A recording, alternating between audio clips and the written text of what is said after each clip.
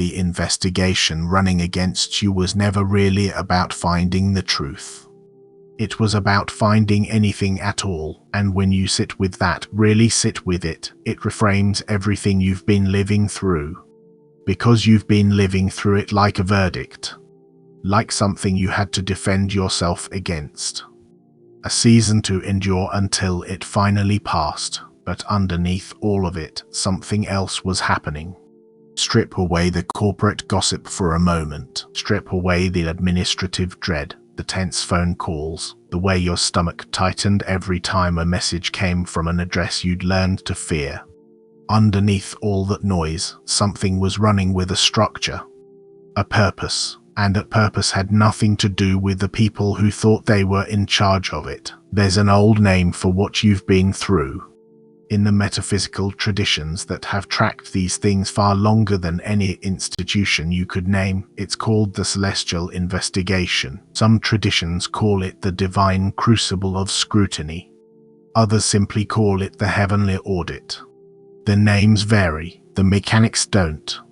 Here's what those mechanics actually are. The celestial investigation is a season of deep, deliberate scrutiny, not random, not cruel in the way it felt, but orchestrated. It's an evaluation permitted by laws older than any courthouse or courtroom. And it's designed to examine one specific thing, the load-bearing capacity of the person standing under it. Pause, sit with that, because it's the opposite of what you've been telling yourself.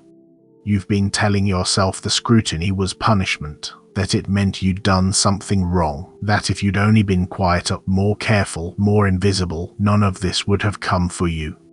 Not one of those things is true. The audit exists to test whether a sovereign vessel can carry what's about to be placed on it.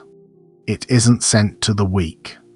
It isn't sent to the compromised. It arrives precisely because the person in question has been marked for something greater, and there are laws, older than any human institution, that don't grant elevation without first establishing, beyond any doubt, what someone is made of. This isn't a new pattern, it's one of the oldest in the spiritual record. The prophet Daniel. The Persian imperial administration. Daniel wasn't a minor figure. He held rank, he held influence, he held the kind of standing that made other powerful men deeply uncomfortable because his competence was something they couldn't match and his integrity was something they couldn't touch. So they did what threatened people have always done. They went looking for a weakness. The record is precise about what they found. In the 6th chapter of Daniel, the presidents and princes sought occasion against Daniel concerning the kingdom. They combed through his work. They examined his conduct. They scrutinized his decisions with the specific intention of finding something usable, and the scripture records the result with a kind of quiet devastation. They could find none occasion nor fault, for as much as he was faithful, neither was there any error or fault found in him. Read that slowly. They weren't looking casually. They were looking with intent. They needed something. The entire weight of the Persian administration was turned toward finding a single flaw in one man's record. It came back empty, and here's the part most readings miss entirely. The men who investigated Daniel weren't serving their own purposes in the way they believed. They were functioning as unconscious examiners. That's how the audit works. The opposing parties think they're protecting their positions. They think they're pursuing their own agenda. They don't realize what role they are actually playing in a structure that's already decided what it's looking for. They were conducting an examination that was never really about them. Think about what they examined. Everything. Financial records. Interpersonal conduct, public speech, private behavior. They were probing for hidden compromises, the quiet resentments, the concealed corruption, the small betrayals of self that would give their accusations somewhere to land, somewhere to attach. They needed a point of structural weakness, something that would make the case hold. And here's the question I want you to hold right now without answering it yet. If the examiners are looking for an anchor, a point of compromise, something to attach their accusations to, what does it mean that they couldn't find one? What does it mean that the thing their case depended on had no density in you to lock onto? Pause. You've been assuming the investigation was a threat.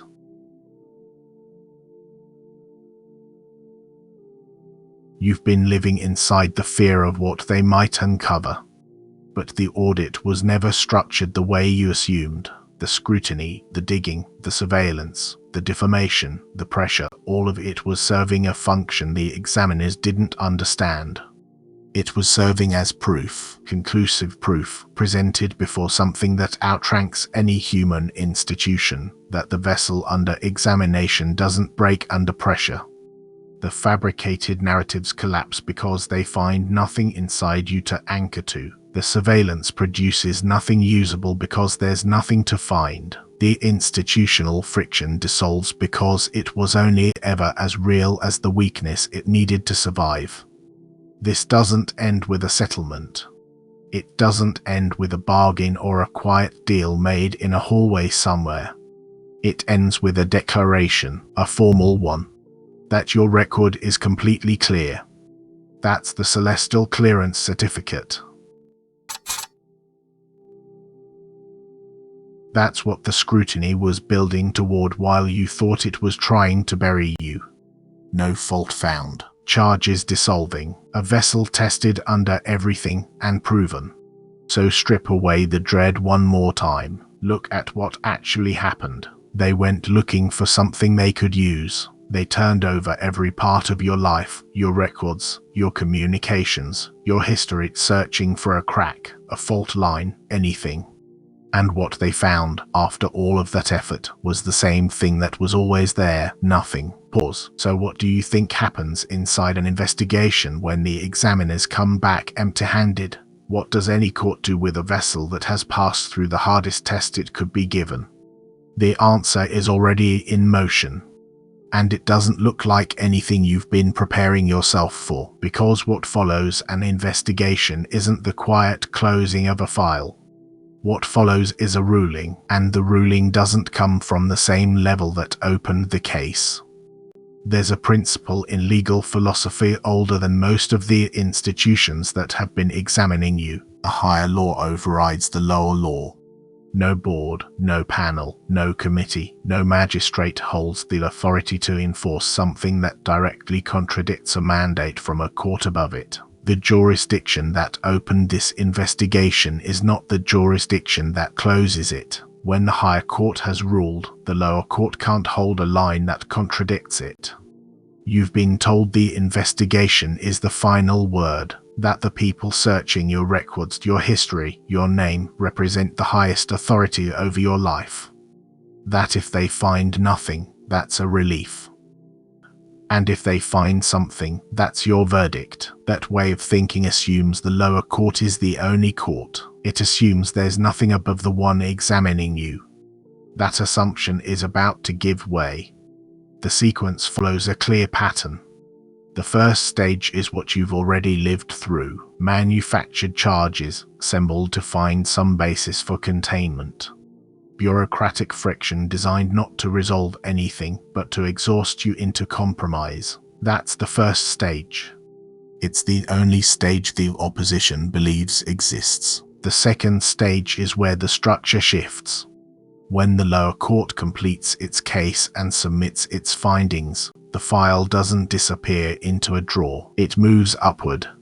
It enters a jurisdiction that can see the evidence without the distortion of the people who collected it. At that level, a writ is issued, an immediate order halting the proceedings, because the court above reviewed the record, and the record doesn't match the charges. The third stage is the one that concerns you most. The institution investigating you is not asked to drop the claims. Not urged, compelled. The file is dismissed. The charges are voided. And here's the detail that matters. This doesn't happen through some sudden stroke of grace. It happens through a structural failure inside the case itself. When a case is manufactured, its strength depends on all its pieces agreeing with each other. The timeline supports the accusation, the witnesses support the timeline, the documents support the witnesses. But when a manufactured case meets the pressure of a higher review, that coherence begins to fall apart. A date that had to be correct turns out to be wrong. A witness whose story was rehearsed starts to drift. Internal contradictions surface. Procedural errors emerge that void the proceedings entirely. The whole thing begins to eat itself, not because anyone attacked it from the outside, but because what was built from nothing cannot hold its shape under real scrutiny. You can feel the shift already. The calls that stopped, the follow-ups that never came, the energy of the case itself going quiet. And this part is hard to absorb because you've spent so long inside the first stage. The ruling is not a negotiation. It's not a settlement where you give something up to make the problem smaller. When a higher jurisdiction intervenes, the earthly authority is compelled to issue a dismissal of all charges. Not a reduction, not a deferral, a dismissal. And it carries a specific legal character with prejudice. Pause. That phrase is doing more work than it might seem. A case dismissed without prejudice can be refiled, reopened, re-examined. A dismissal with prejudice is a terminal event. The matter isn't merely concluded, it's gone in a way that prevents its return. You weren't waiting for a pause. You were waiting for the end. And the end has a permanence to it. So when the question becomes why the authorities ruled in your favor, the answer isn't that they suddenly saw the light. It's that the structure holding the case together was never going to survive contact with a court that could actually see through it. Their evidence disintegrated because evidence that isn't true cannot hold its shape under that kind of light, and they were left with no choice but to sign the dismissal. All charges, all complaints, all the quiet inquiries running in the background, signed by the very people who were counting on you to break. Not because they changed their minds. Because the signature was required of them. Pause. The shift isn't hypothetical. The evidence of it will arrive in a form you're not expecting. But before we get to what that looks like, there's something about your own part in this that no one told you. The silence you're about to be asked to keep isn't a punishment. It's a protection, because the ruling doesn't end the danger, it relocates it. And the next move you make will determine whether the case stays closed. The silence I'm speaking of isn't the silence of defeat, it's the silence that settles over a courtroom the moment the gavel comes down and everyone in the room understands that nothing further will be said. For you, that gavel has fallen, the verdict has been sealed. In the old language, it carries a name, silentem regale, the royal silence. And it is absolute. This is the part almost everyone gets wrong. They imagine exoneration as a victory lap. They picture themselves standing in the middle of the room where they were once dragged, collecting the apologies, watching the faces of their accusers shift as the record is read aloud. They rehearse the moment, the exact words. The tone, the way the silence will fall when it finally lands. None of it will happen. None of it is permitted. The decree forbids every form of public gloating, every demand for a personal apology, every act of retaliation dressed up as justice, not because those things are beneath you, because they are traps. The traps are laid with precision. The cryptic quote posted at midnight. The status update that references vindication without naming it. The spite countersuit that exists only to drag someone through what they dragged you through. The demand for a written apology. The insistence that the people who tried to dismantle you now sign something admitting they were wrong. Each of these feels like justice. Each of these is a trap. And the trap is not what it appears to be. Here's what no instrument of this world can register. When you reach for public mockery or street-level vengeance, you relink yourself to the same frequency that tried to destroy you. You were cleared. The record is unblemished. And then you post one gloating message, and in that single act, you reach back across the boundary that was just sealed and reattach yourself to everything you were finally free of. Real sovereigns don't celebrate a standard dismissal as though it were a surprise. They treat it as administrative hygiene. The outcome was always coming. The record was always clear. Celebrating a formality is how you reveal that some part of you never actually believed it would arrive. I've seen what happens when this silence is broken. The ruling doesn't end the danger, it relocates it. The danger is no longer in the investigation. That file is closed. The danger is now in how you respond to it being closed. The same stillness that carried you through the audit, that kept you quiet while they probed every corner of your life, that refused to give them the anchor they were searching for, that stillness is now required of you in a different form.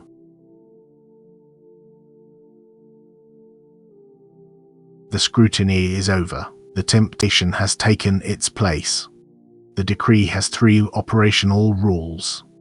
No cryptic posts, no gloating messages, no indirect references to your exoneration on any platform, no contacting past accusers, no revisiting old arguments, no seeking personal validation from anyone who participated in the scrutiny, and a posture of complete composure. You treat the collapse of their case as standard, overdue housekeeping. You carry yourself like someone who expected nothing less. Not because you're suppressing something, because the outcome was never in question. Never counterattack a dismissed opponent. They are dismissed. The matter is closed. Something far more precise than any human institution has already marked their record, a record you'll never see, but one that's being kept.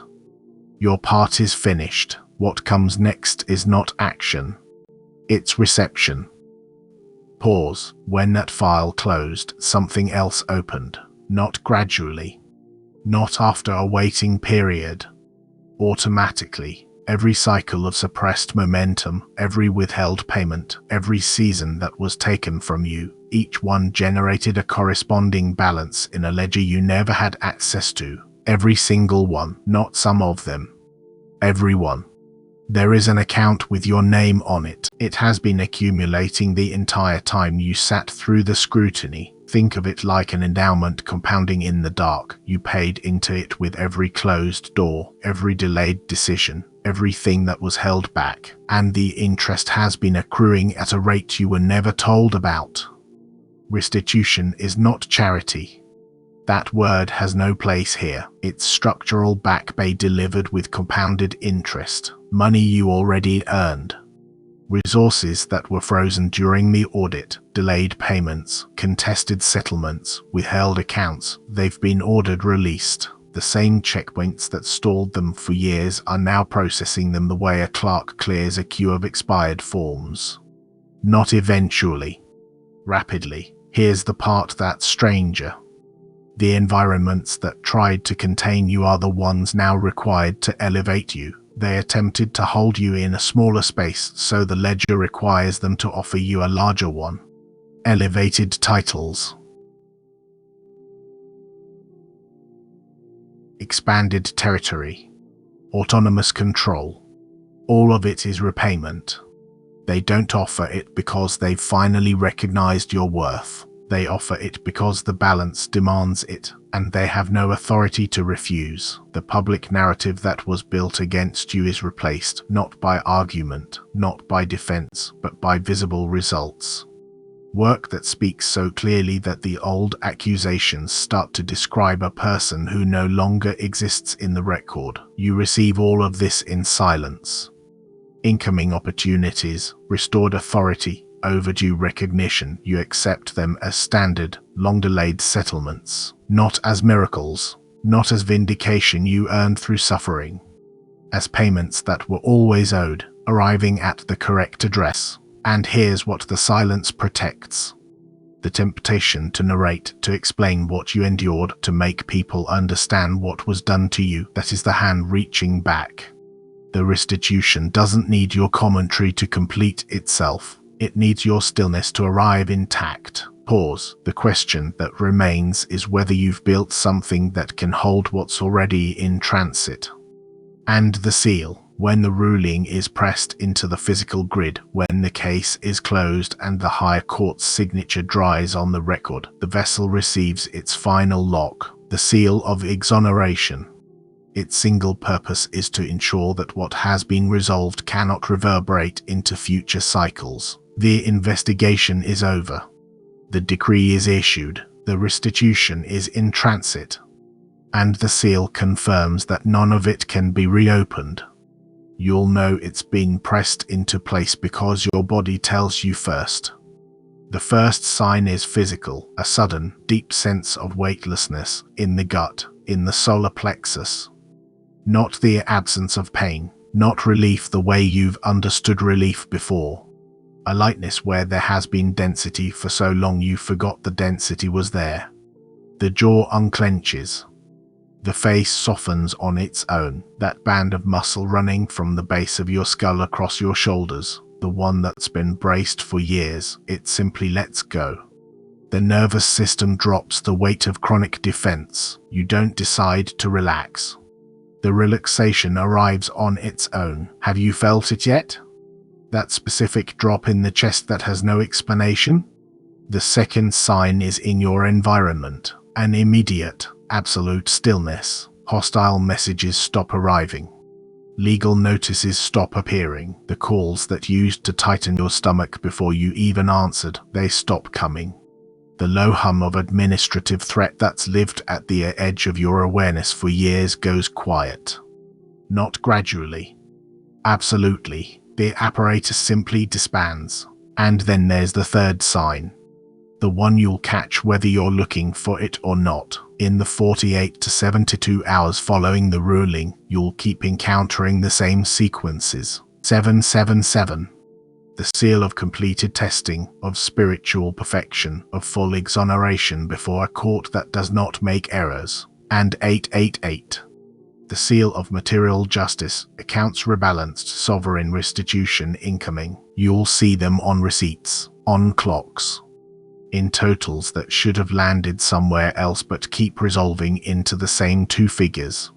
777. The testing is complete. 888. The accounts are balanced. You may want to explain it away. Coincidence, pattern recognition, the mind finding shape in static. That's fine. You don't need to name what you're seeing. You only need to let it land as what it is. Pause. The audit is closed. The seal is set. The nervous system is releasing what it no longer needs to carry. The environment is going quiet because there is nothing left to monitor, and the sequences keep confirming what the record already shows. Because none of this happened inside a vacuum. That's the piece nobody tells you until the end. The piece that reframes everything you've just walked through. What happened to you was never only about you. Not the investigation, not the scrutiny, not even the exoneration. You function as a grounding point for something larger. High-voltage vessels aren't isolated sovereigns drifting through private trials. You are load-bearing. A place where something immovable gets anchored into the physical world. When an uncalibrated force attacks a node like that, the disruption doesn't stay contained. The tension you felt in rooms where you were being examined, it wasn't only yours. Something was shaking the ground beneath everyone in that system, and when the shaking stopped, when the case was dismissed and the ruling came down, the equilibrium didn't return to just your life. It returned to the whole field. There's a restoration that follows exoneration, and it doesn't stop at the edge of your own experience.